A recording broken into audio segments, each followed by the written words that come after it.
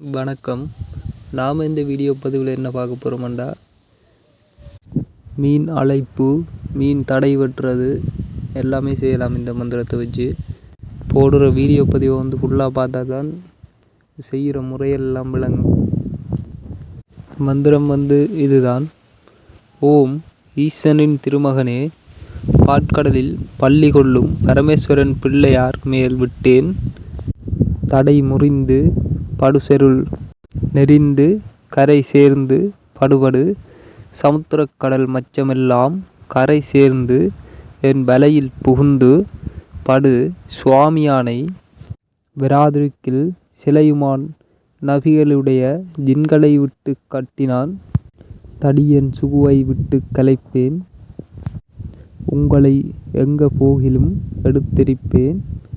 வலதே போகில் வலதே எரிப்பேன். முன்னே ஓடிவா, மோகவலை தேடிவா, தேட முன்னே நாடிவா. மீனே விராதிருக்கில் தோணியை கட்டி வைத்தவன் மார்பை பிளப்பேன். வலையை கட்டி வைத்தவன் வாயை உடைப்பேன்.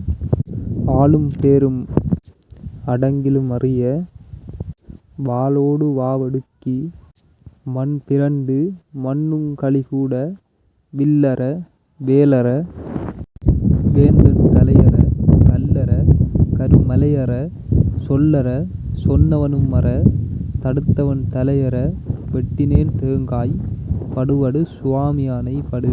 இதுதான் இந்த மந்திரம். இந்த மந்திரத்தை முதலாவது சித்தி செஞ்சு கொள்ளணும். 108 பேருக்கு சித்தியாகும். சில பேருக்கு 1800 கொடுத்து சித்தியாகும் பிறகு இந்த மந்திரத்தை சொல்லி சித்தியாகி கொள்ளணும். இதுக்குரிய செய்கிற முறை கடல் தண்ணி ஒரு பாத்திரத்தில் எடுத்து கொண்டு இந்த மந்திரத்தை 108 உரு கொடுக்கணும். உரு கொடுக்க முன்னே மடை வைக்கணும். இதுக்கு 3 மடை வைக்கணும்.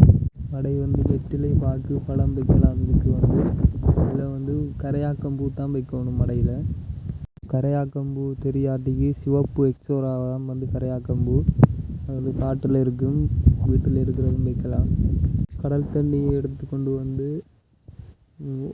108 உரு வீதம் 3 நேரம் மோதி வலைக்கும் தோணிக்கும் தெளிக்கணும்.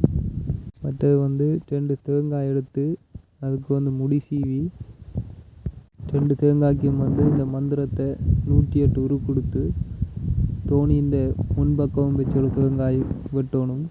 தோணியின் பின்பக்கம் வச்சு ஒரு தேங்காய் வெட்டணும். வெட்டினோடனே எந்த தடையும் முறிஞ்சு வலையில் மீன் படும்.